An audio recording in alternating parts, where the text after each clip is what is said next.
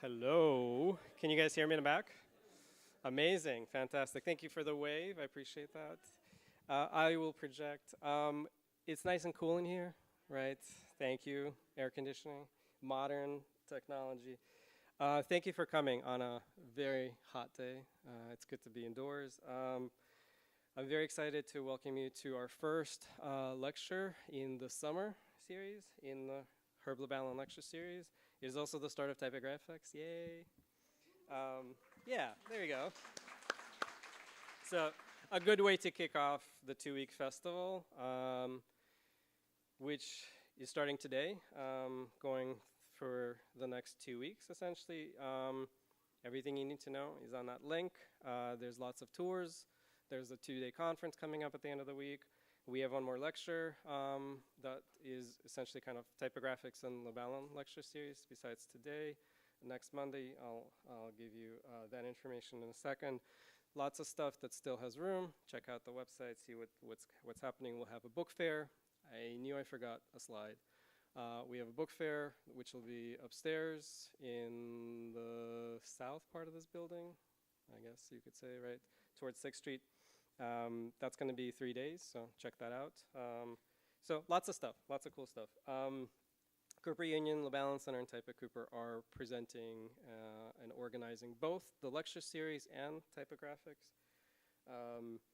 And we are recording all of the lectures for the last 12, maybe more years, something like that.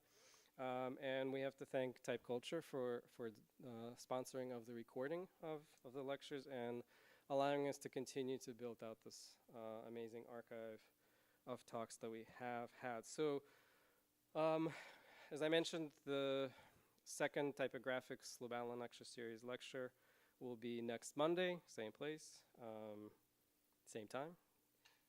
Tomasz Slava, who's here in the back, Tomasz, who's going to give this lecture about the typeface Amelia. So if you're not familiar, that's what it looks like. You probably have seen it. It's a very interesting story about this typeface. And the designer of the typeface went to Cooper. So everything kind of returns. A couple of weeks after that, our third lecture, Anishka Minarikova will be giving a lecture on a really great Czech book designer, Clara Islerova. There's a new book coming out that Anishka wrote, so she'll give us a deep dive into the work of Clara. Clara's work was included in an exhibition here at Cooper Union back in 1992, thereabouts. So again, another really nice homecoming and another form of homecoming in this lecture. So summer is like, the theme is homecoming, I guess. I just made that up. On Monday, July 28th, Kinohi Nishikawa will be here talking about queer feminist typography in African American literature. Half the cover of this book, Oreo, which you see on screen, was designed, and the interior was designed by Anne Griffel-Coney, who's a Cooper Union graduate. So it's a collaboration, you could say, between Fran Ross and Anne Griffel-Coney. Typeface Sears, Milton Glaser, so lots of, and actually Herb Lubalin's avant-garde down below. So all sorts of Cooper connections in one shot. So don't miss those lectures. You can get information about the lectures and see the past recordings at these two locations, coopertype.org/lectures. You'll see the links to register for the next few events. And you could see the past lectures built into that. And at the Vimeo address is the full collection of lectures that we've had, including every lecture from typographics, so, which is now 10 years. This is our 11th year. And this is our 15th year, something like that. So you can imagine, lots of lectures. And again, a big thank you to TypeCulture. And I am very happy to introduce today's speaker, who's presenting Jupiter to Japan, David Heasty. I think I've known David now for about 12 years, something like that. Certainly more than that, maybe. Image of the Studio was somewhere around that time that we first connected, and I've been to many of the restaurants that he's designed without knowing that. He designed them, I'm sure you have as well. You will see some of them probably today.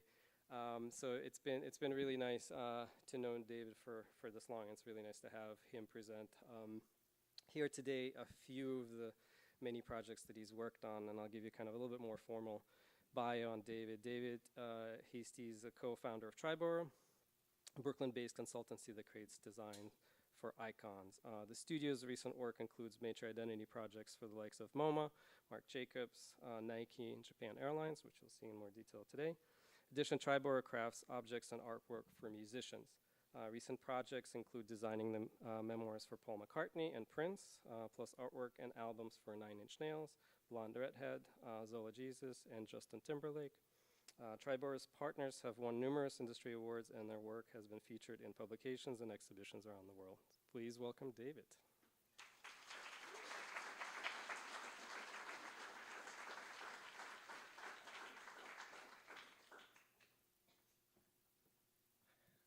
Okay, thanks to Sasha and Kara and everyone who's organizing Typographics. So I wanted to talk today about two recent projects from us, and I think they kind of represent the range of what the studio does. We work with some of the largest companies in the world, but also, like he mentioned, a small restaurant down the block from you, perhaps. So it's really a lot of different things. I'll start with kind of a brief bio on myself and on the studio. I grew up in a small town outside of Dallas and didn't really know much about graphic design, but here are a couple things that kind of sunk into my mind. The town I grew up in, it kind of, one notable thing was the Super Collider was going to be built there. This is essentially what we know of as kind of CERN, was originally going to be in that town. Alas, they sort of built most of it, but it didn't happen. Design, I think I was kind of first interested in the idea of design via movies. A lot of times designers maybe came to this via music, but I was thinking about the art direction and specifically designers like Sid Mead, who made Tron and Blade Runner the visuals that they were. Even things like the typography of, movie titles, etc., the range of them from the sort of classical to things that are a little bit more expressive were designs, I think, sort of the first bits of typography that I kind of recognized. And in 2001, I settled in Williamsburg, Brooklyn, and have been there pretty much ever since. I met my partner in 2004, Stephanie, who's my wife and my business partner, and we've been running Triboro for about 17 years now. And my major life decisions tend to be always at kind of the perfect timing. I moved to New York City at probably one of the better years to do so. I opened my business in probably the best year possible. And my daughter was born in a hospital in probably the best year you could pick for that. So, nevertheless, everything always turns out actually pretty good in the end. So, nothing to complain about. So we do have two little ones now, 1-year-old and a 5-year-old.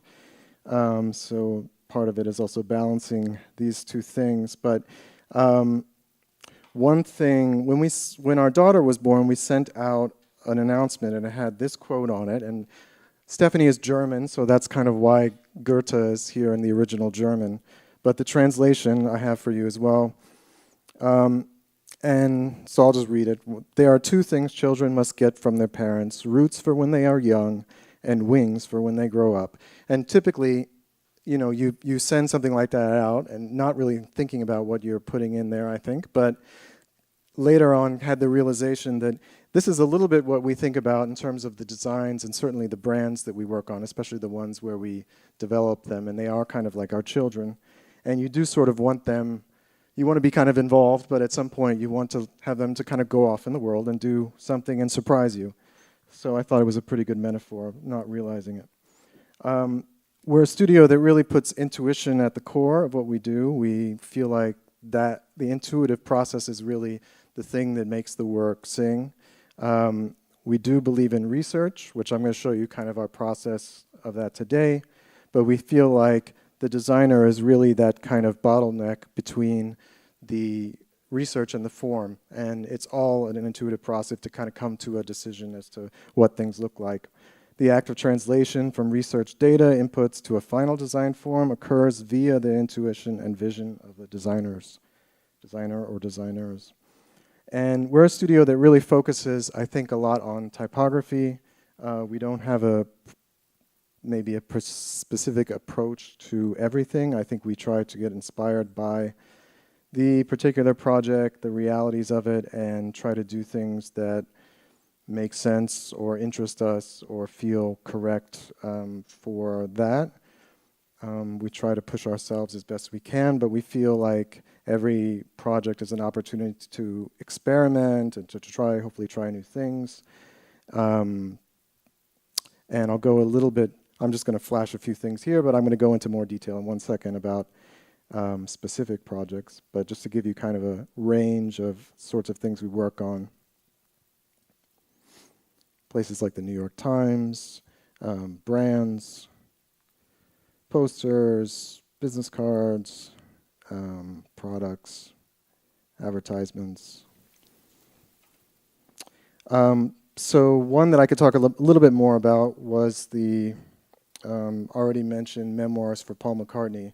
So again, like with every project, we try to come up with a reason to do a custom typeface. In this case, we had a serif that we've been kind of playing around with for a few years. We're always kind of sketching different things, and it seemed right for the project. And so we made something, and we don't resell our fonts, so the font is always this thing that just kind of lives with the particular project, and we tried to use the project as a way of showcasing it to the in a big form. And this was a 1,000-page book. It's really kind of the story of his life with his memories and photography and et cetera. And it's kind of a packaging project and a storytelling project at heart. So the type becomes a major vehicle to really tell that story. It's the same with brands. We always try to come up with an excuse to create a custom voice, custom typeface for a particular brand. An early example of that is Everlane, which actually just rebranded and took away all this, but that's okay. I have a new project. So this is a company called Wagwell, which is a dog wellness company. And we had this kind of typeface. We felt like a typeface needs ears and tails, and wouldn't that be fun?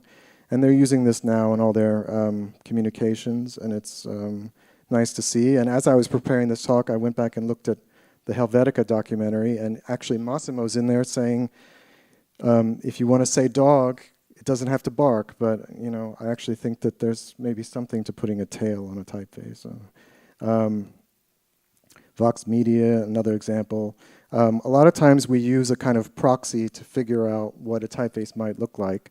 So for Vox Media, we were thinking about this phrase, getting the future right, and about the sort of positive associations of projections of the future. So we actually were thinking about things like the TWA terminal by Eero Saarinen, and what would a typeface look like if it was inspired by that. So we came to something and built a sort of design around that. So a lot of times the inspiration comes from these places that are outside of perhaps the type world. So today I'm going to talk about two major projects, and let's get into it. So time ghosts, what's that?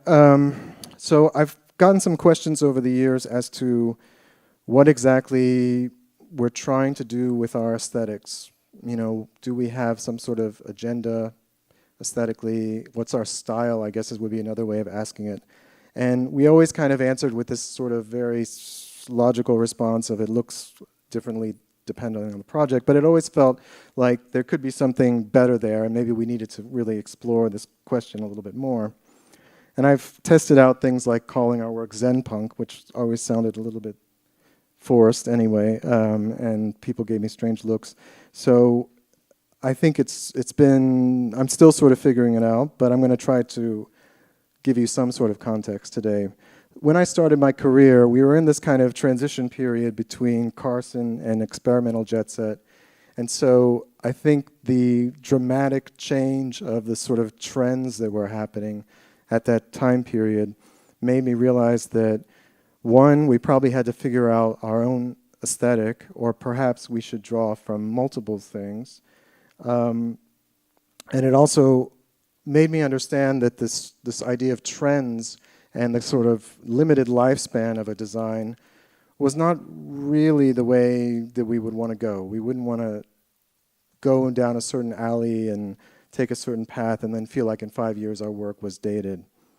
We feel like design is really obviously establishing the kind of visual language of a culture, and designers have some small part in that for sure.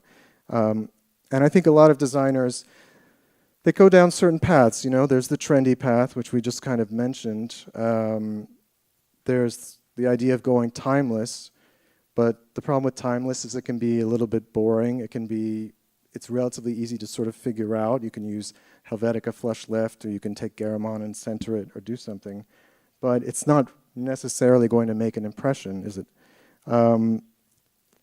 You can go a sort of historic route, and you can kind of go back and you can find things that were special and then kind of resurrect them and put them out again as in kind of their original form. But although we get a lot of inspiration from the past, we felt like to just preserve something or bring it back is not the right thing either. And I think what we always strive for, which is almost impossible to kind of actually make happen, is to try to tap into some sort of a zeitgeist. And the problem with zeitgeist, I guess, would be if it's on point, it's going to anyway turn into trendy at some point. But, I feel like this is kind of a nice overview in terms of like, as a designer, you can sort of decide if you want to go down different paths or if you want to try this or that for various projects or whatever. But I was kind of wondering if there's something else. And then I started to think about works that I had kind of encountered over my career, where it was hard to kind of classify them based on the contemporary moment in which they came out, hard to put them into a sort of category here. Things like this poster here on the left for Josephine Baker's 1931 with type that looks a little bit like it could have been done by M.M. Paris, and colors that are, I think, a bit surprising for that time. And it essentially coming into contact with kind of works that, one, you're not necessarily sure without context when they were made, which is actually kind of rare, I think, in graphic design. And I think even more importantly, they speak to you from the past in your current moment. So you're feeling a certain way based on the happenings of the day. There's a certain zeitgeist in your mind. But then something suddenly speaks to you from 50 years ago, 100 years ago. And why is that? And so these sorts of works I've collected over the years and kind of asking the question as, what are they? Or what makes them that way? I threw in this one because I think although we know this logo, we associate it very much with the late 60s, 70s. And it's very famous from Herb Lubalin. I think it's actually transcendent of time or something. I think there's something about it that isn't necessarily just 60s. I think there's something about the geometry that kind of takes it beyond that. And it was always a huge inspiration for us, as Herb Lubalin has been.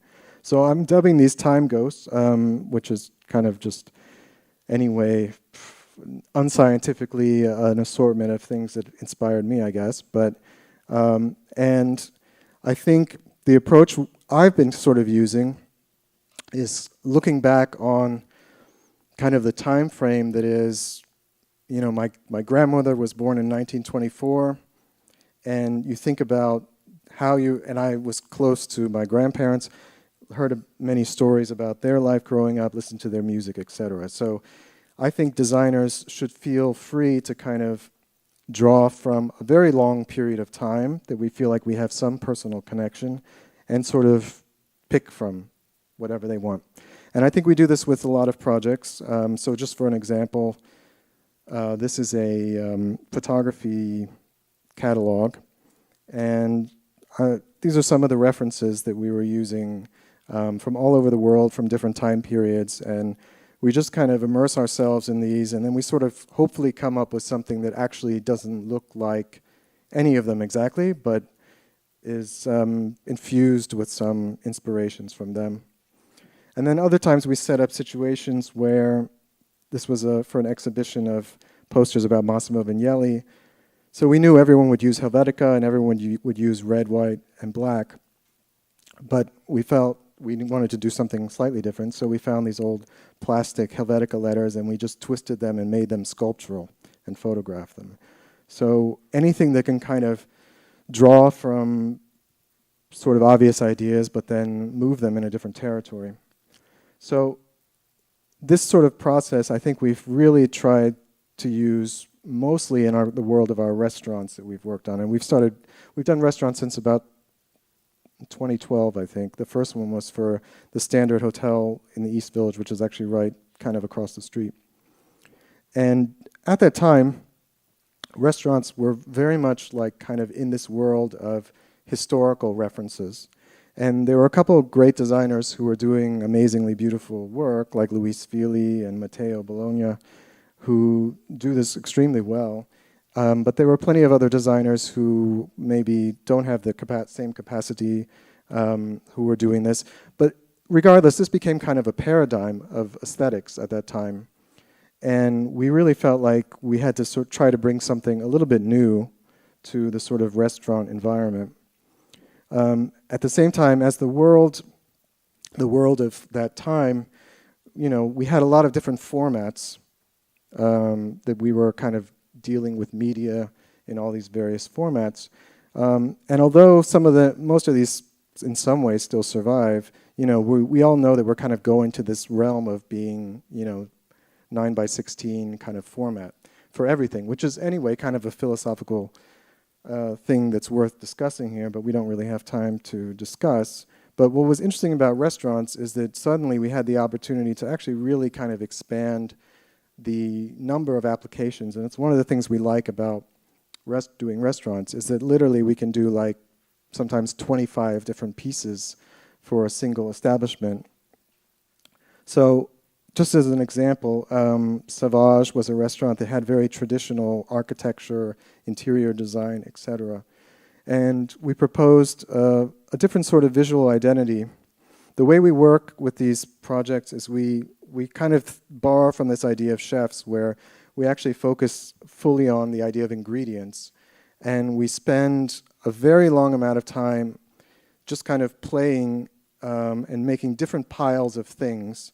And then usually about 2 days before the presentation, we actually put everything out and we start combining them together and actually see what we've done. But we work most of the time just kind of independently producing stuff. So for an example, this is for Sauvage. Stephanie was building these kind of sculptures that were made out of paper, inspired by Luis Barragan, the architect. And she was also doing this kind of cut paper exploration. So at some point, and she was doing many other things. And at some point, at the very end, we kind of combined them together. The other thing, we sort of borrow from the idea of fashion design, and we try to think in terms of collections. So rather than just creating a logo for a restaurant and then kind of putting it on things, think in terms of a visual language, create a sort of series of graphics which kind of hold together as a set. And so with pretty much all the restaurants, we gave them a lot of assets, and they can use them independently or together, and kind of deploy them in a sense of kind of having this sort of collection. So a few examples of how this kind of comes together. And I think the core thing that interests us is this idea of flexibility versus consistency. So with a brand, obviously you need consistency because you want to be able to remember it every time you see it. You want to be able to connect these things together. But you want it to be flexible because you also want it to not become boring, expected.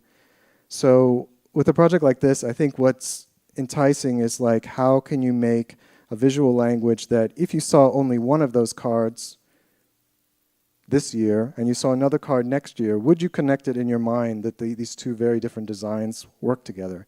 And the answer might be yes, the answer might be no. But it's in that question that we find that sort of interesting, like what is consistent and what is flexible.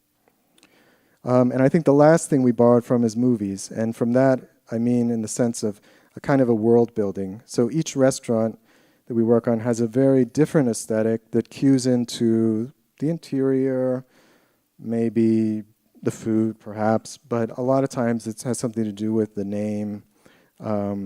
This is the Cafe Standard work that we did.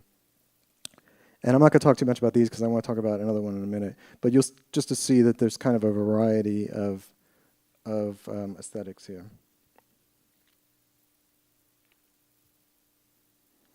And everything we kind of do pretty much by ourselves. We paint or we design custom typefaces. So it's this is for Sweet Green, artwork for them.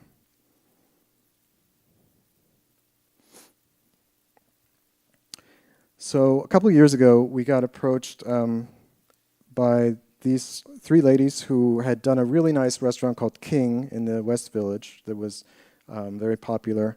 And they were just asked to go to Rockefeller Plaza because Rockefeller was doing a kind of a major renovation expansion. They wanted to bring a lot of nice restaurants into the area. And this is the restaurant would be located at Rockefeller Plaza, overlooking the iconic skating rink with the Christmas tree, etc. One of the most famous little spots on Earth.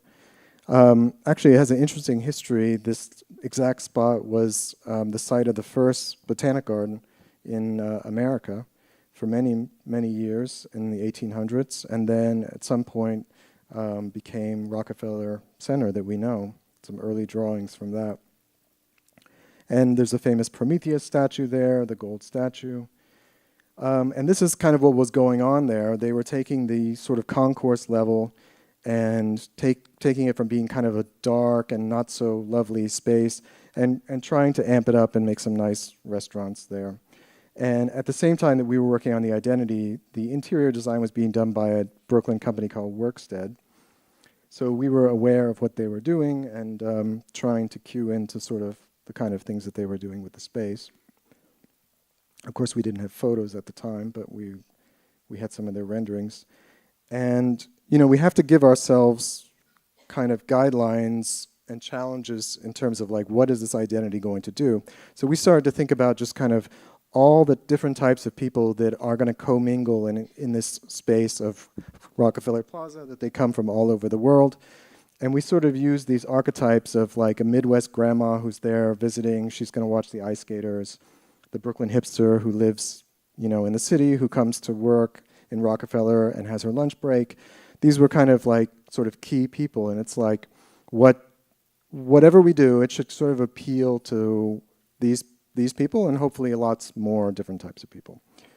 With that in mind, we also felt like what would be nice would be to have some kind of cool bag that people would walk around with, and it would be an advertisement for the restaurant, and it would just get people's attention.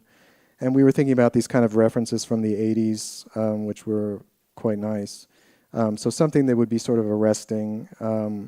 We had just recently gone to Miro's studio in Mallorca, and we're kind of in this Miro kick. So we literally did something we don't usually do, which is like we literally tried to paint like him. So we did like the word Jupiter there on the right, and realized that this is definitely not going to work as an identity. But it was kind of an exercise, just like you have to sometimes just move your hands, you just have to do things to kind of see like what works, what doesn't.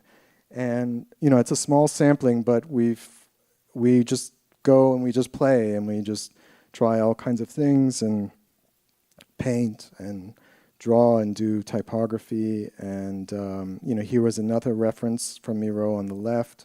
So this actually became a little bit more of a real inspiration for us. We did dozens and dozens of sort of versions of it, realized that it was too similar, not going to work, but there might be something there, and kind of zoned in on the idea of like a brush script for the logo, which ended up being, after many rounds of revision and hundreds of little sketches, ended up as this form. So then we had kind of a logo, and we could do a J, which could be an social media avatar or something.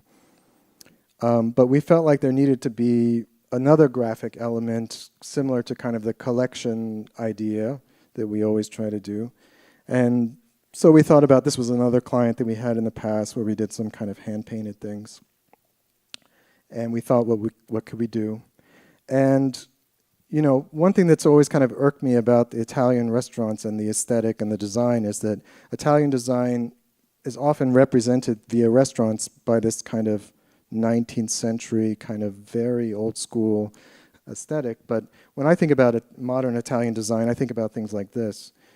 So this kind of took us down the path of like, well, let's look at Olivetti typewriters. And that got us thinking about Olivetti. And then we came to the creative director of Olivetti, who was doing all sorts of artworks and campaigns and things like that for that company in the 60s. And we came across this sketch that he had done of like an adding machine, I think. We weren't quite sure how it was done. It looked like it might have been made of tape, but maybe with some brushwork. And it just seemed interesting to us. So as a process, we started to kind of play with it. And then at the same time, we had already decided we wanted to do zodiacs because we thought like everybody has a sign. They're going to go to the restaurant. They might want their sign, like on a postcard or something.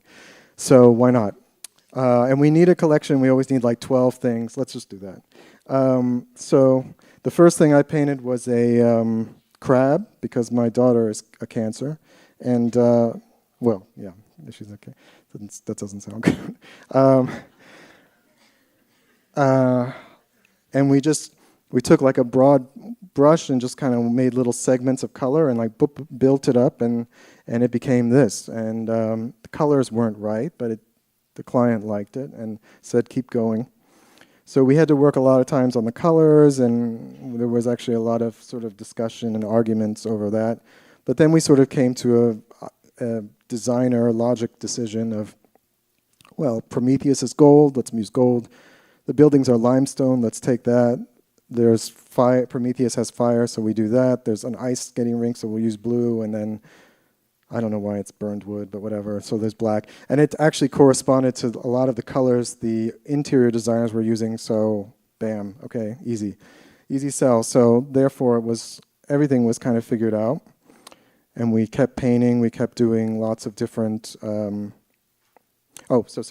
So the first thing we ever showed them was a bag, because the bag was the sort of factor, the thing that was really, for us, the most exciting thing. And I'd never seen a 5-color bag before, but if we could do it, we would do it, and we did do it, which was great. It was expensive, but we did it. And it is sort of an advertisement for them. And like I said, with restaurants, the great thing is you can produce all these different artworks. You can deploy them on many different applications because you anyway have to do 20 or 25 different little pieces that need to be produced, which I'll show you a few. So things like postcards, great because you can do a whole set with all the different zodiacs and everybody gets their own. The typeface we were using was this Fig and Sans by Nick Shin, which I've used way too many times on projects, but I like it. There's something really fun about it. And yeah, coasters. A charging bull on an espresso cup, why not? You know, makes perfect sense. And on and on. We did a lighter version of the font because we actually found that chunky version didn't look good on certain things. So normally you have only one logo and it makes sense to do so, but in this case we actually had two. So this is the signage. It's about a 1/4-inch piece of steel that's cut, laser cut, and it's about 6 feet wide, and it lives on the wall, and it's nice. Yeah, it was really great that they made it. So sometimes we use the light one, and we painted on the walls of the bathrooms some designs, and these are the largest matches I've ever seen in my life. This is actually due to a mistake. We always do large matches, but I sent it to the printer with the wrong millimeter. The conversion was wrong, and it came back incredibly huge, but you know, still great. And something nice about like a scorpion on a and the scales of justice on a matched book, I think, is also quite good. Patterns, you know, we've done signage and space. So did I say this already? We don't use mock-ups. The studio never uses a mock-up. So if I show you anything, it is always something real. Just to know that, you know. So plates. This was an Italy map. You see signage. So really, even for something like a single location restaurant, you end up producing a lot of materials. And that's kind of why it's nice to have the artwork. And from time to time, they come back to us. We got to do a flag that was flying over Rockefeller. And this, on the one on the right, is a wedding invite for somebody who had their wedding at Jupiter. And it just, the system just kind of works. It can kind of be expanded upon, and you can continue to play around with it or add birthday hats and things like that, and it works fairly well. I need a drink, 1 second.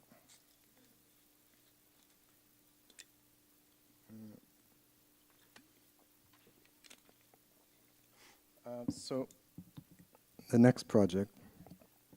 So, you know, we're in this world now where, you know, we have things like this, and although it can open up like a whole world of stuff, you know, that's inspiring, it's kind of strange because it's impenetrable from a human eye sort of standpoint, right? It's just, it's kind of ugly, and it is just this thing that doesn't mean anything in and of itself.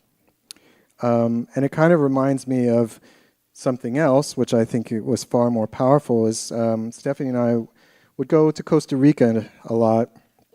And one time we were there, we went into the rainforest, and it was like a night guide, took you into the rainforest. And we were looking at something like this. This is not actually the photo. You can't even see that, actually. But sorry, it's so dark.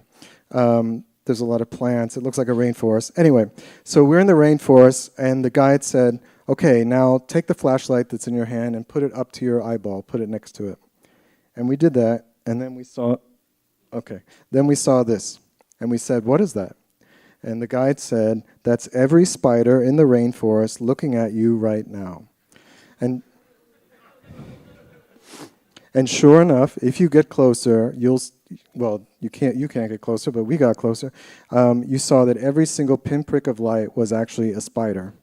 Their eyes reflect the light, and then you can see it even from great distances. So this was a mind-blowing experience. And I use it as a sort of metaphor to say, I think a designer's job is to unveil. It is there to, you look at a business, a company, a person, an artist, whatever. You're there to discover things and find new possibilities for them. And this has been kind of a thing, I think, that we've used a lot with our larger clients, because you have these companies that have been around sometimes for 30, 40, 50 years.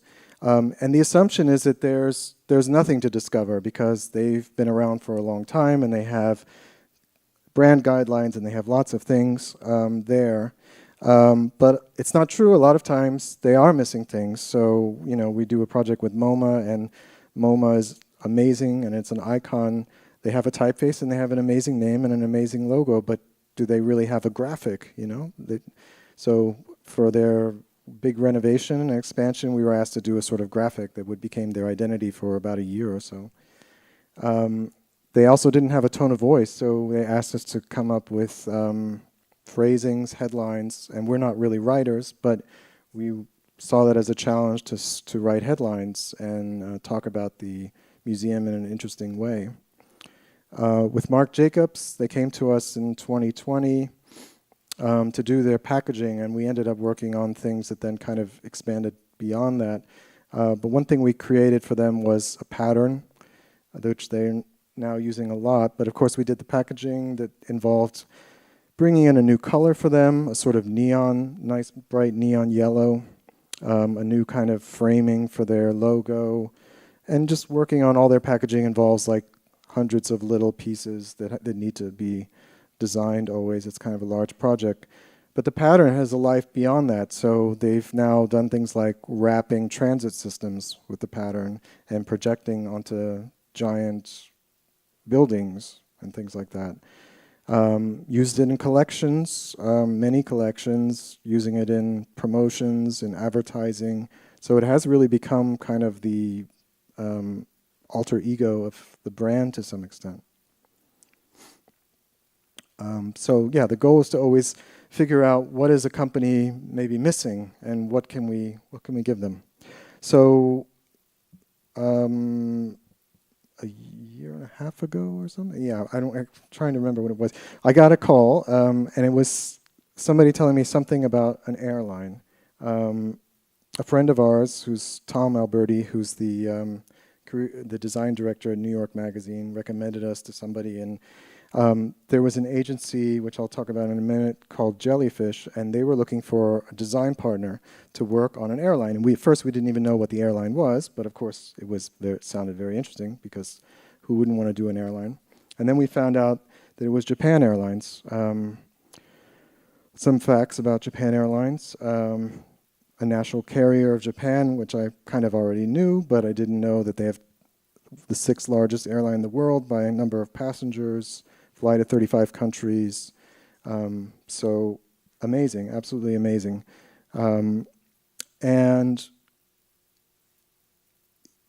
we were a little nervous. This is the team, actually I probably forgot somebody, I'm sorry if I did. But there was a big team at Jellyfish, Triboro of course, and Japan Airlines, and Japan Airlines was really tons of people that I was speaking to and presenting to. So it was a lot of people involved. And I never had imposter syndrome before, but at this time I kind of was feeling like I had it. So I think I know now what people say about it. Why, we're this Brooklyn company, and it's like being asked to do a national carrier for a completely different culture. It was very humbling. So what we did, actually the project was kind of delayed by a few months. So we just kind of researched. We used that time to really read lots of books and collect a lot of imagery and, kind of learn about travel through there. We had been to Japan before, so it was not completely something that we didn't understand, but of course we felt like we needed to know as much as we possibly could. So we really spent a few months just kind of researching as much as we could. And their logo, which has been around since 1958, I find very beautiful. It's made by an American back at that time, and it hasn't really changed too much. And we were told that it could not change, and actually I think that's good, because I think it's nice, and it didn't need to change. It's originally based on the idea of kind of old family crests, crane crests from Japan, so kind of a traditional design, but obviously modernized and made into a brand. And this was kind of mind-blowing. This is from Communication Arts in 1963, so this is kind of the early ages of jet travel and travel around the world. And look how many cranes and birds there are. And we started finding out that from that time period, almost all the airlines had birds and cranes. Also surprising.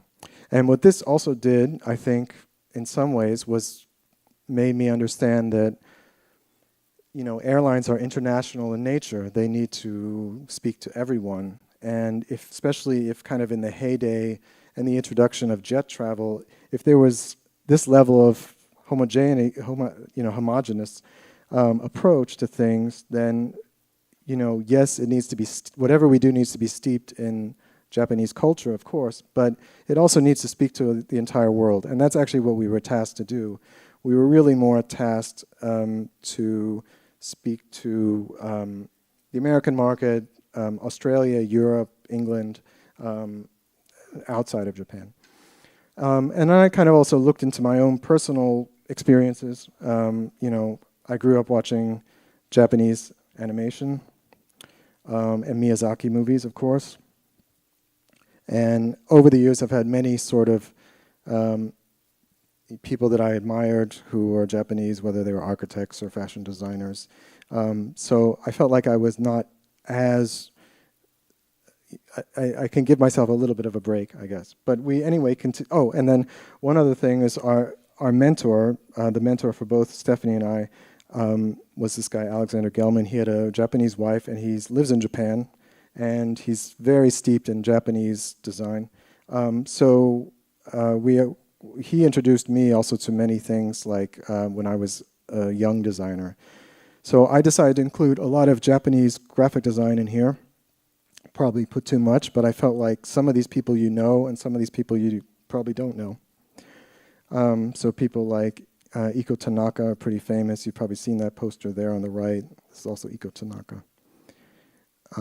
But Japanese design is off the hook. I mean, it's just really fantastic stuff. Takanobu, I showed him earlier actually as a reference. I think he's somebody I always really liked. And this is one of my favorite posters of all time from Makoto Saito. Also from him. This guy, Hideki Nakajima, he does these kind of, it's all analog. He does like almost like sculptures that are then photographed and used in editorial environments as kind of title pages for magazines. You know, so he builds these things in various forms or materials. So there's nothing done on kind of, there's nothing rendered. It's all done in kind of a physical form. The other thing I was looking at a lot was kind of the heyday of you know, the early days of travel, flights, travel, etc. And there's just so much beautiful stuff there, which will contrast with what we see nowadays. But stuff like this, I mean, these posters, like, just unbelievable. And you realize that they had to do something different back then because there was no Google. There was, how would you, if you wanted to learn about Japan, how would you know that much about Japan? But if you went to a travel agency and you saw a poster like this, it might entice you to take the trip there, right? But even like the expressiveness of typography, so this is all stuff from the 60s and 70s kind of mixed in there. Pan Am had a bunch of great stuff.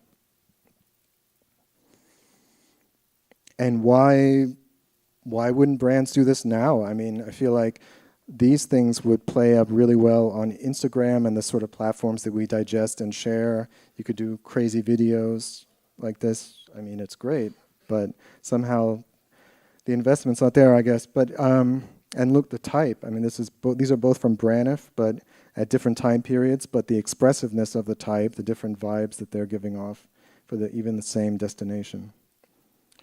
Some JAL in there as well. So just really some incredible stuff out there that was done in the past. So let's look at what's today. It's a lot of airplanes on skies that are kind of faded blue and sometimes black and white and type. And this is kind of, as we researched, these are all different brands, all different airlines, but they could be for the same one and sometimes the same croppings of airplanes and whatnot. So interesting. Also, there's people sitting in chairs, you know. It's not the best part of the travel, I think. Even when you're on a great airline, which you know, Japan Airlines has been voted. Has gotten a lot of awards and things. So it was really eye-opening because we were kind of in the mode of thinking about the classic posters like I showed you, and then to see this was a bit of a shock. But I think it's good context in the sense of kind of where we went with the design. One that we were really interested in was this rebrand of the airline Condor that was done by Vision Alphabet, which is a German company, where they just decided to put stripes on everything, and it looks really distinctive. I mean, but unfortunately, we were not allowed to touch the airplanes on this project, so something like this was not going to be possible, but I really like what they did here. So just looking at JAL now, Japan Airlines, these are some you know, nice posters that were done in the past. We're going to go through time here, so you kind of see the progression. But there isn't much standardization. You know, you have the logo, you have the kind of red and white, which usually shows up in there.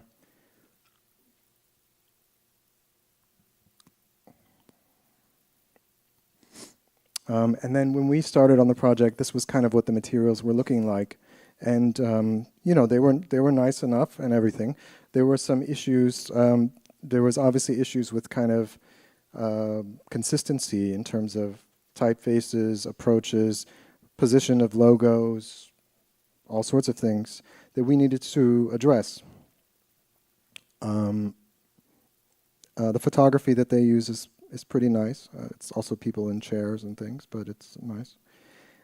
So when we first started working, I think what we were doing, like I said, we were doing a lot of research and just pulling a lot of things in.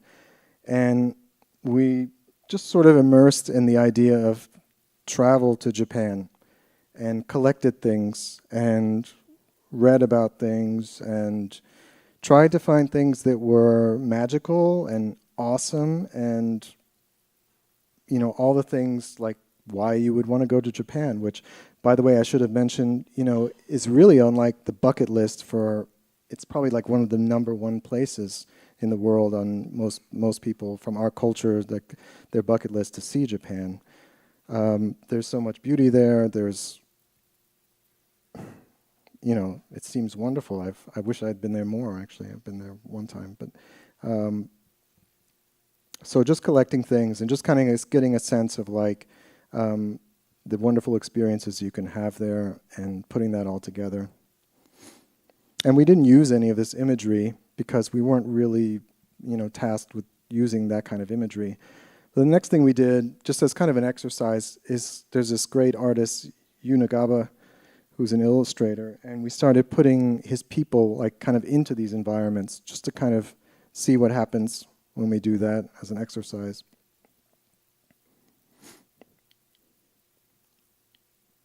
Because felt like it's nice to get, you know, an archetype of a person into a space. And then this kind of led to this kind of experimentation where we were like, what if we just kind of make it red and white? And we really talk about the emotion of travel. You know, you can even have a series where meeting you in Kyoto, missing you in Sydney, where it's kind of a little bit of a story. And thinking like, why don't the ads look like this? You know, why couldn't it be something like this? And we were writing the text, and we were trying to come up with sort of scenarios and environments where we kind of tell that story about visiting Japan. You know, you learn about a listening bar, and you realize that could be a headline because people want to go check out listening bars in Tokyo. So this was kind of like an exercise for us, and you know, at the end of the day, we weren't really tasked to do campaigns, and everyone said, well, this is a campaign, and this is not really what you're supposed to be doing. And we agreed. So we went back to kind of the basics of, we need to start with the logo, because that's the thing that is not changing. Everything else pretty much could change, but that was the one that could not change at all, which is obviously good, as we said.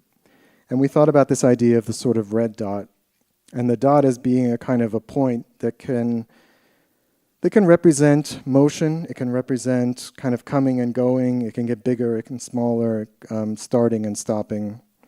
And thought, what about the idea of kind of a pattern of dots? And, you know, Kusama was maybe in our mind. Obviously, when you see something like this, you make that connection as well, which I think is also fine. But, you know, this idea of kind of creating a gradation of dots, which would be a mnemonic device, which would be a signal for people that when they saw it, this is, you know, Japan Airlines. We also tried things like this, you know, the sort of typical image in a dot, but at least things are kind of coming also out of the dot as well. And then we really thought that dots are kind of like the base unit of, you know, specifically like a line screen pattern is like the unit of kind of creating imagery, right? It's how you get gradations, it's how you get shading, it's how you can start to tell stories because everything else is binary. And this is also black and white, but suddenly you start to get gray and you start to be able to see likenesses and things like that. So the dot is kind of the powerful thing. And this led us to the idea of kind of using patterns that are not so regular as what we just saw, but things that we called clouds, which are softer kind of forms which could appear in the layouts and can separate information. They can separate foreground, background. You can put imagery in it or behind it, and just kind of do the things that you would normally do with layouts, but do them with this kind of sometimes subtle and sometimes not so subtle patterns. So we had kind of two approaches that we could do. We could either do a kind of a gentle gradation that just sort of exists on the artwork, or we have something where it's like a cloud that encapsulates the imagery.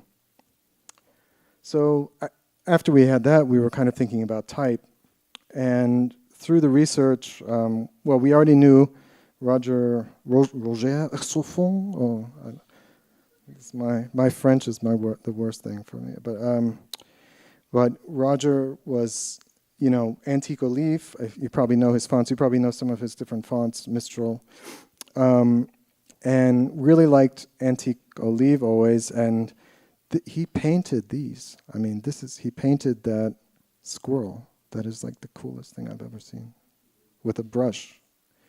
But he also, so he was like, I think like the creative director of Air France. He did the Air France logo, which I'll show you in a second, but he was also doing things like painting the Concorde. So here's the Air France logo. So it's done with Nord, Antique Olive Nord, I guess. And, you know, this was kind of in our mind. We wouldn't have just used Antique Olive because that doesn't make any sense. This is Air France. It makes no sense. But as I do, I go through my fonts whenever I'm starting a project. I usually allocate about 3 days for my fonts. And I just look at fonts for 3 days.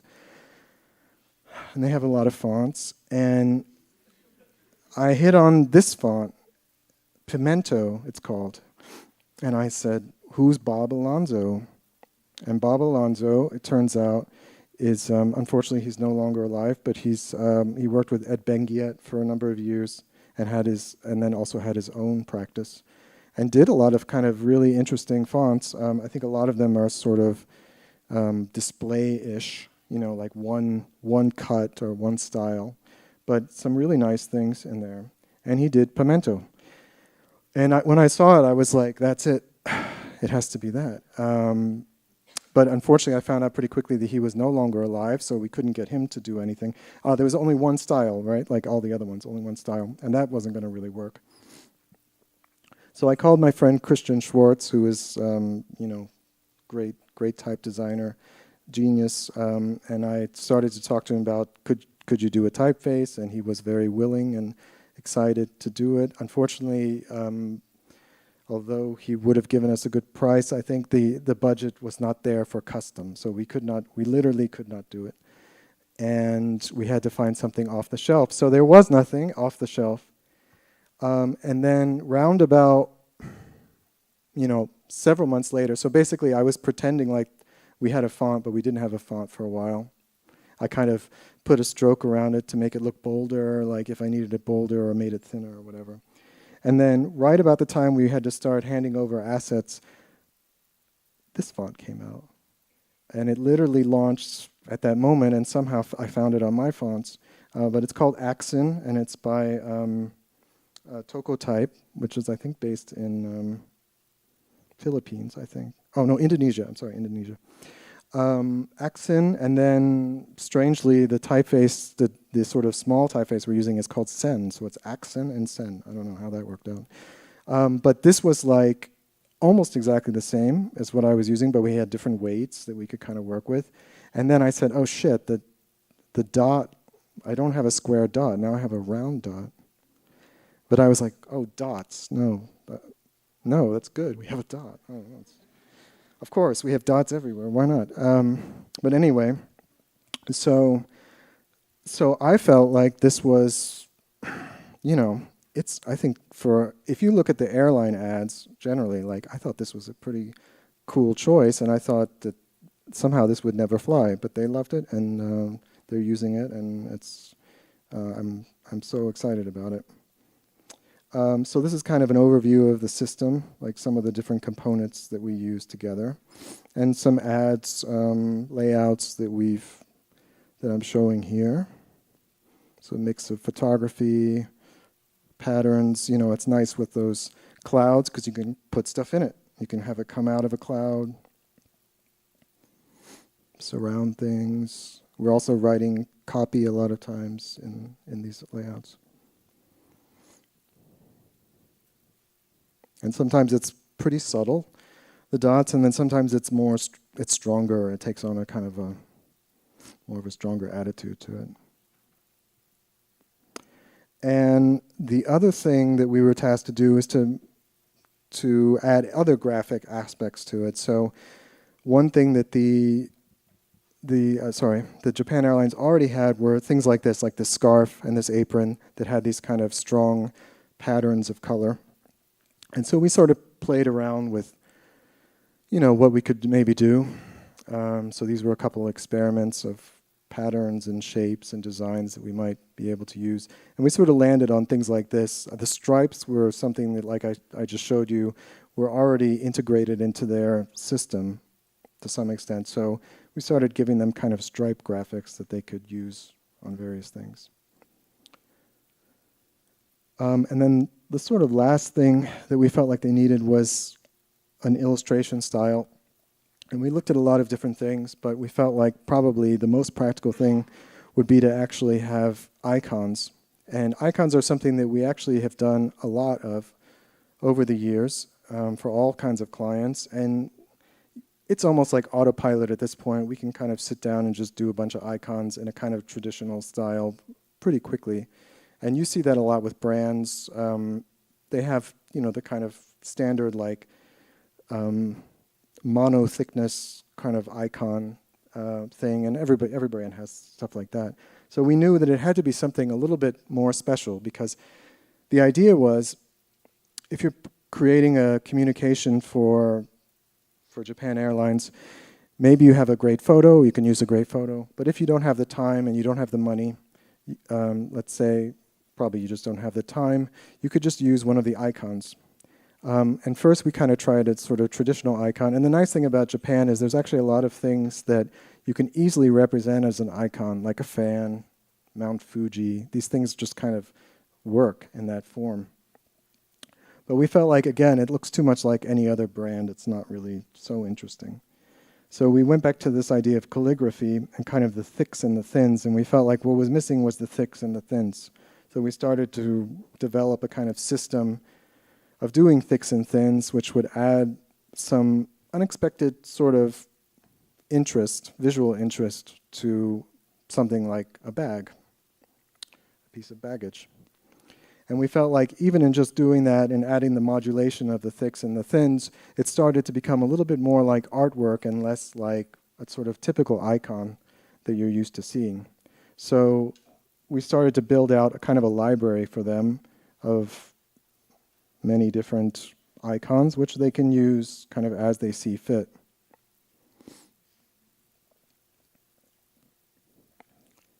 And then the goal, and also like places, so objects and places and all kinds of things.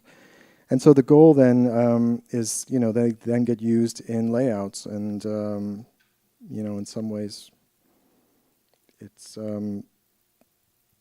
I almost like this best, and to kind of just have the icons and things. It's really nice. And it's certainly, I think, it stands out against kind of the barrage of imagery-based graphics and things that we always see, like in an Instagram feed or something like that.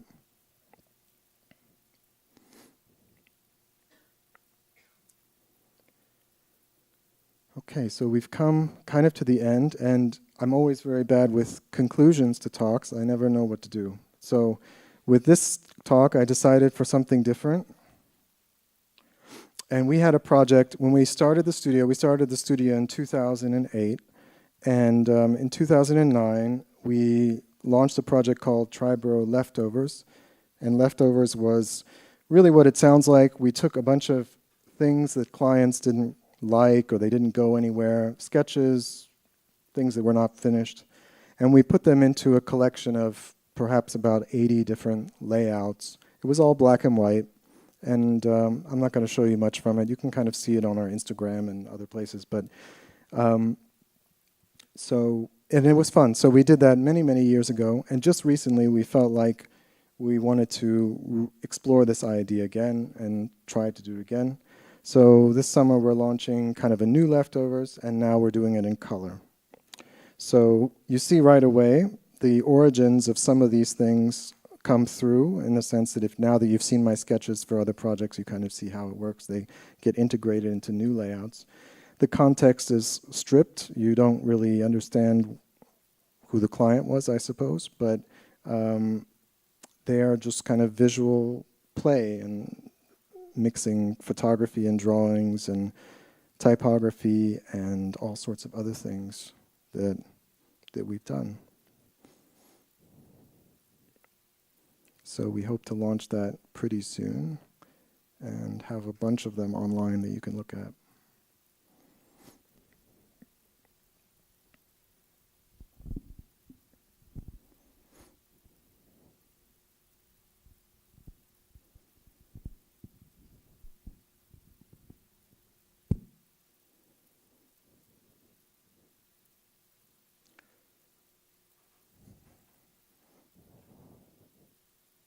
So, 300 slides, thank you.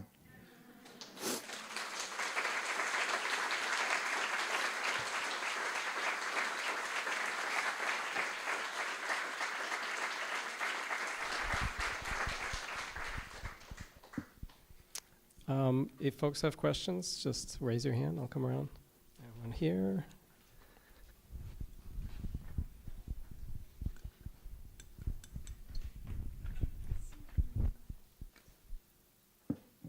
Hello. I'm here. Hi. Oh, sorry. Yeah, hi. This might be a very specific question, but I also work in branding for restaurants and hospitality. Mm. So I'm wondering, when you approach projects for restaurants in particular, does the food ever come into play? Does that ever inspire the designs? I think the short answer for me is no. I mean, in theory, it's not that we would be against doing that, but I don't think we usually think about the food. It's a great question. I think one thing that we consciously did was we told, like with the Sauvage project, which was kind of one of the first more famous ones that people sort of got to know, we told them that the design should not relate to the interior. And I think that was kind of a interesting moment where we were trying to say that this whole idea of you make a certain environment that is evocative of, let's say, the 1800s in Italy or whatever it would be, that then the design must be again steeped in that reference. And our discussion with them was, well, if you go to Paris, you'll have, or Vienna or something like that, you'll go into this space that happens to be old, maybe 200 years old or something like that, but a new proprietor has taken over the space and they've developed something, and it's not from 200 years ago, it is from that moment. And that's what we see when we go traveling and stuff.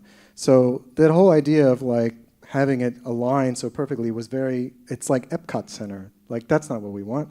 So the idea was to create something that's a little bit in tension. So the interior design, for example, of Sauvage was what you might call nostalgic a little bit. It was beautiful, but a little bit kind of inspired by the past. And we wanted it to be very much at odds with that, to create some kind of a tension. But we don't always do that. So like, there's a place that's opened just recently called Tigra. I showed it a moment ago. And that was inspired by, the interior was inspired by like Studio 54 and things like that. So in that case, we felt like we wanted to project something a little bit from the 80s. So we got inspired by some of the stuff from Grace Jones's husband, who I'm forgetting his name. But so like sometimes we do tie into the space, but somehow the food, it never came up. And something like Jupiter, it was also, I think we were trying to tap into a little bit more the idea of like, as opposed to Italian restaurant, like this is Rockefeller. So if it looks a little bit like holidays at Rockefeller. Like if there's some sort of a holiday vibe, it would be better than a sort of Italian vibe. So I think that informed it more than, let's say, the food. Yeah. Okay. Yeah. Yes. Yeah. Oh. Yeah.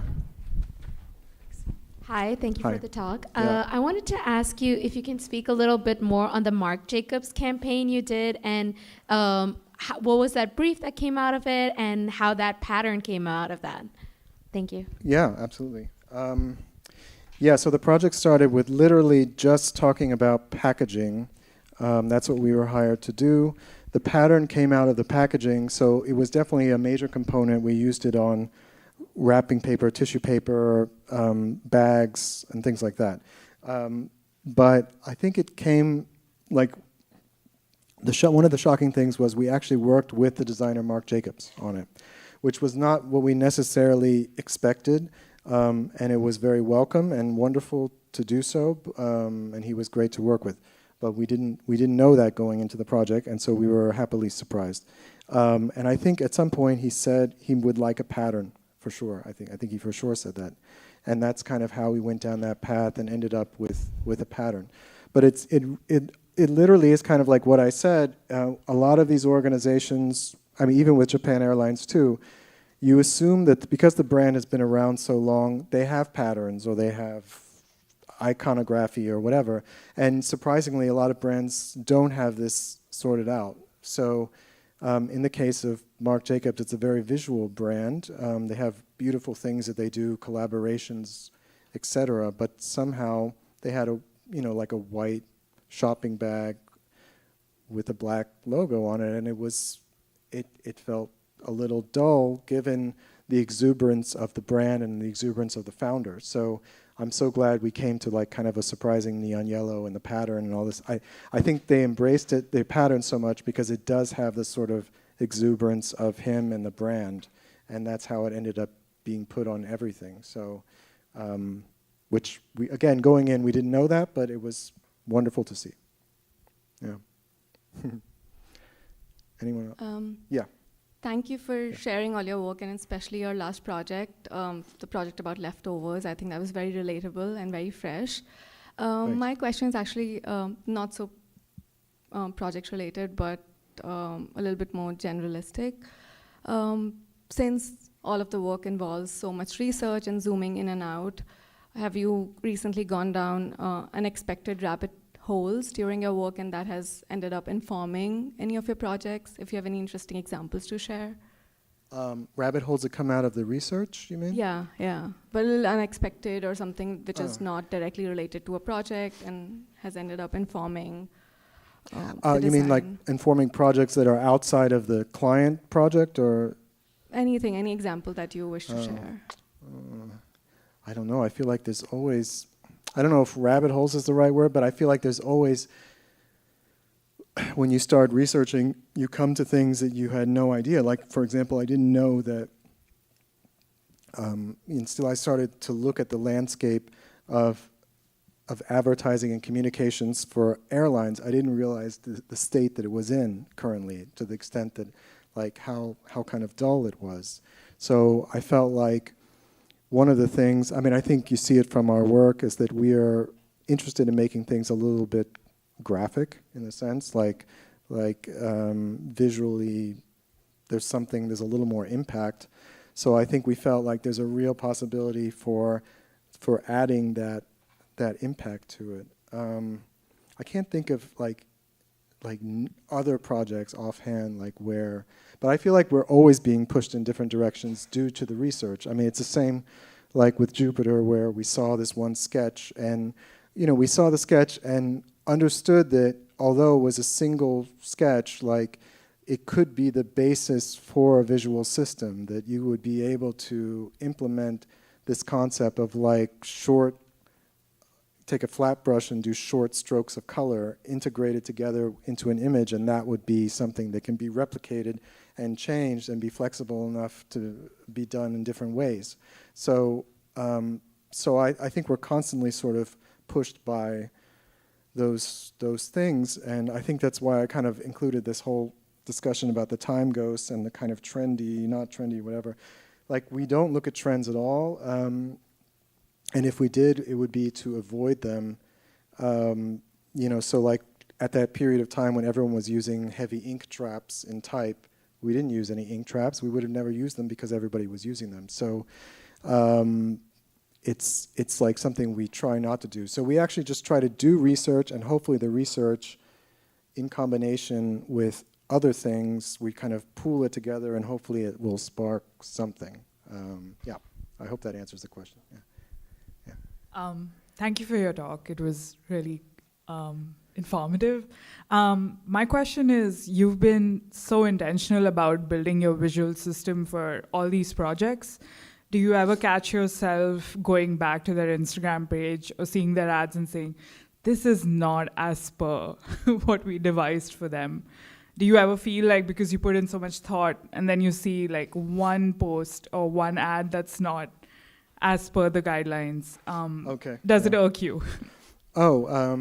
Yes, but this is, I suppose so. I mean, I think that this is something going into any project, irrespective of who the client is. It's kind of the number one complaint I hear from other designers who are my peers, is that they create these beautiful visual systems, which sometimes can be applied very well by the internal teams and sometimes not. But it doesn't, it doesn't irk me. I don't think so. I mean, I think it's, I think it's just a kind of a reality. And maybe there's going to be a way to fix that in the future. I don't know, like how to do it. Sometimes our systems are quite simple and sometimes they're more complex, depending upon the teams that we know are at the organizations. I think JAL's been doing a pretty good job. I've been looking at their Instagram things, but also sometimes the teams are different. Like some of these brands, they have a different agencies for campaigns versus, it's confusing. There's just so many people involved with every client. It's not even just the big ones like Japan. I'm not just talking about Japan Airlines or anything. So I find that with a lot of brands as well. We're not really asked to control it after the fact. We're usually there to set up the systems and give them the toolkit to kind of work with. Some brands, we actually end up designing everything. That's actually one of the reasons why I do like doing the restaurants, is because you're literally tasked to design every single piece that's produced for their launch. So like I said, if it's 20, 25 things, you've touched it and you've worked with the vendors, you've produced it, and you have sort of this beautiful things at the end, beautiful objects which you photograph.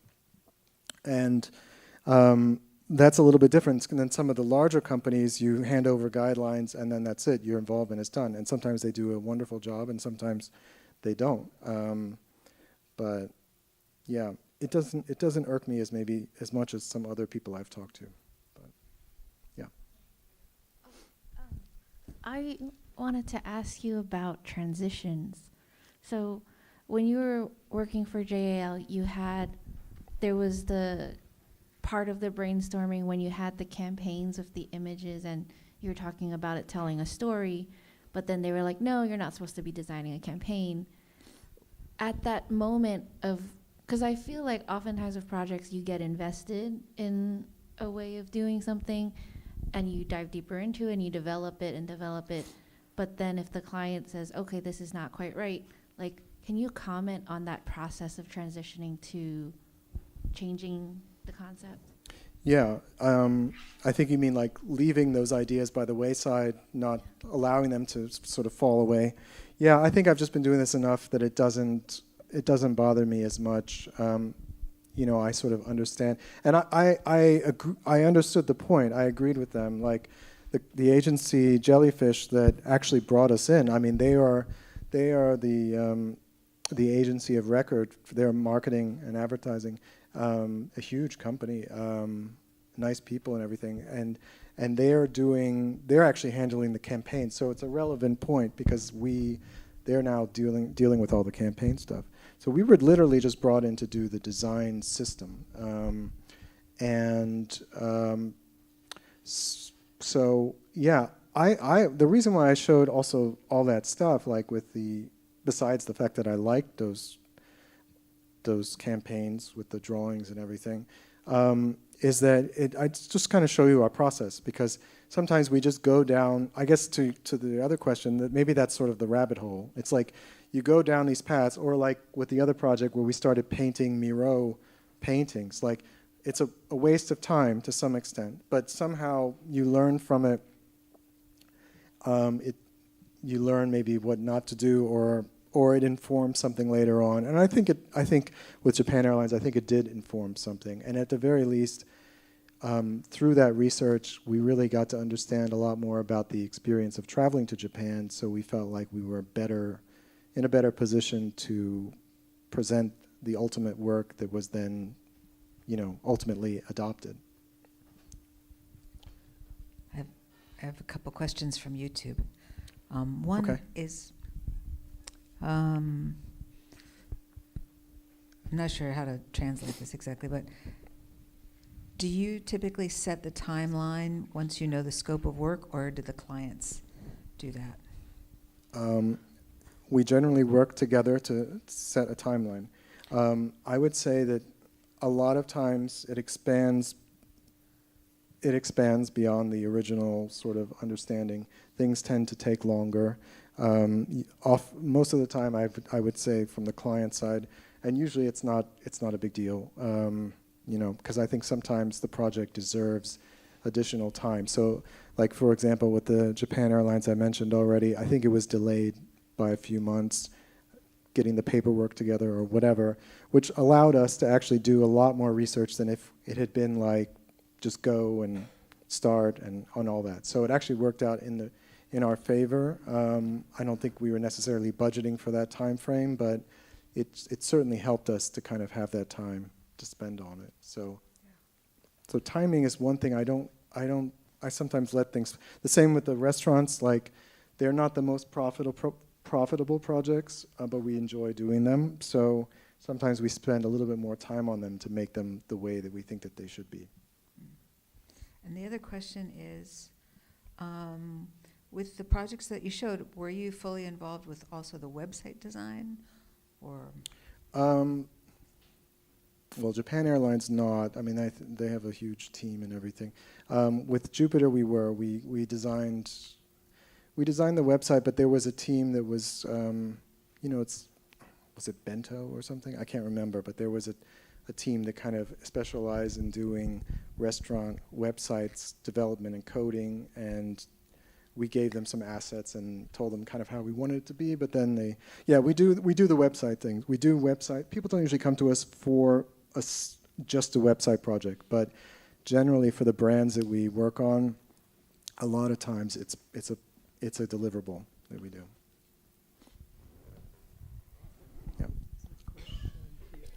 Hi. So I'm actually probably the only non-designer in this room. I'm a programmer by trade. So I wanted to ask you more for like generalizable advice. Where are you? Hi. Oh, there you are. Sorry, I didn't Hi. see you. Okay, yeah. Yes. Sure. So I wanted to ask, for these two projects that you showed, it seems like you have very few constraints. Like, you started off with Japan Airlines having just kept the logo, and everything else is kind of free fluid. But if you have a situation where you have a lot of different kind of constraints, but you still need to generalize to an audience that you, or in your case perhaps like a set of guidelines that you may not be able to predict the use case for, how do you advise thinking about these kind of topics? Yeah, I think that restrictions are generally pretty good.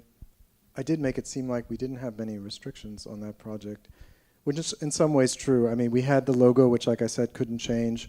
We had essentially the color palette of red and white, which is so central to their brand. That was not going to change either. But I feel like we do have a lot of sometimes free reign to try things. But it's another reason why I talked about this idea of unveiling layers that are possible, because a lot of times the way to work with one of those bigger companies is to just kind of inform them of what they need, what they're missing. And they're oftentimes receptive to that. So not the happiest of stories, but a couple of years ago, I was able to reach out to somebody at Porsche, and I gave them a long letter. It was some top person at Porsche. And I gave them a long letter and explanation as to why they needed their own custom typeface, because they were using Franklin Gothic for many years. And I guess I was so convincing that a year later they had their own custom typeface, but unfortunately they didn't hire us. But I think that a lot of times brands are receptive to, if you can make that case for this is something that you should have, which I was, I think, right. Like, why Franklin Gothic? Sorry, I love Franklin Gothic. But Porsche, I mean, come on. Why would Porsche use Franklin Gothic for 50 years? So it was somehow they went back to their agency, and probably the agency said, oh yeah, that's true. Let's do it. We'll do it for you. Anyway, so yeah, I think we come at it from that standpoint of like, there's something missing here. And then when there's something missing, it's easier to get that through, because they can sort of see the value in filling that hole that's maybe in their system. But yeah, and then the other things, you should just accept that you can't change them. It's like, okay, the logo's off the table, but in this case, it's a beautiful logo, so we were totally fine with that. I think we would have liked to make it a little bit, optimized it for smaller sizes. We would have maybe done a little bit of that, but I would never change the essence of the logo because I like it a lot. Yeah, for Japan Airlines. Yeah. Okay, got to ask about AI. Do you see any role for AI in your work? We have not used AI in anything right now. I think Stephanie used ChatGPT on something, but just for like a bit of text or something. But we haven't really used AI. I'm not too up on the latest, but I sort of enjoy the process so much on my own that I don't see myself. I might use it for certain things, but I don't see it taking away the fun parts of my process. And do you see any of your signature moves showing up in AI? Oh, that I haven't even looked for that. I don't know. Yeah, it's no, I guess not. And like the leftover stuff, I should have mentioned there's zero AI. It's all like it's all stuff that we've made analog or on just in Illustrator or something like that. So there is an AI there. It's a question back. Yeah. Hi, back here. Just curious about something you said early on in the presentation. You mentioned that you don't do mock-ups for anyone. Yeah. And I was wondering if there was like a philosophy behind that, and also if you had to earn that ability to say that you don't do mock-ups. Oh, interesting. Earn that ability in the sense that... like reputation-wise, if you had to develop it first and then start telling people that you don't do mock-ups for... Oh, no, we never used mockup ever, so it's not like we used it in the past. No, so here's the process. We'll use a mockup in a client presentation in order to get them to buy into the idea. So if it was something like Jupiter, we would have shown them a sort of, here's the crab on a picture of a bag so you can see it and you can buy into it. And then they went and they produced it and printed them and all that kind of stuff. So we use mockups in that form. But what I meant to say is in the portfolio online, the final stuff that we show, we never show in mockups. And there is a philosophical reason. I think that I honestly think that it's better to show real stuff, And I think it's maybe even the presence of so much mock-ups out there on case studies gives the client free rein to sort of not produce things, I've thought as well, because they see their brand rolled out like instantaneously and executed in this kind of form, and it's not, it's sometimes surprising it's not real. I would actually sort of invert what you said in terms of the reputation aspect.